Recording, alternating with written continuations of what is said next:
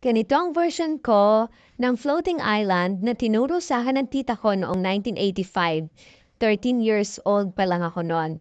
Ganito kami gumawa ng floating island. Yan, di ba? Ang ganda. Turo ko ngayon sa inyo. Gumamit ako ng 10 itlog.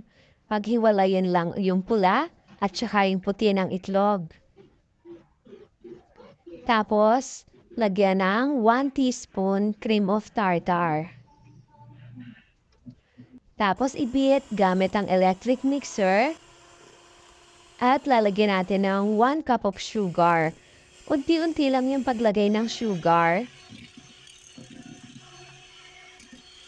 Pag soft beat na siya, stop na yung pagbit at i-grease na yung pan at ilagay na yung nabit na white eggs. Tapos, isasalang na natin siya sa oven for 40 minutes. And now, iluluto natin yung sauce. Lagay lang tayo ng butter.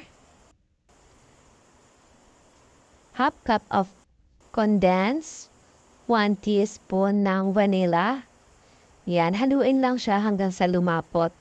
Pag luto na, stop nyo na yung apoy at ilalagay nyo na yung egg yolk. Para hindi ma-overcook yung egg yolk. Ayan, haluin lang siya, maluluto na siya dyan. Yan.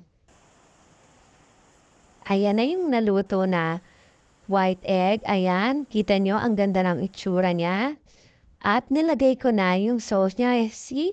Para siyang, kaya siya tinawag na floating island kasi para siyang island na nakalutang dun sa sauce niya. And nilagyan ko ng toppings na mani. Yan, ganyan ang floating island namin nung time na yon. Sobrang sarap niya. I-try nyo.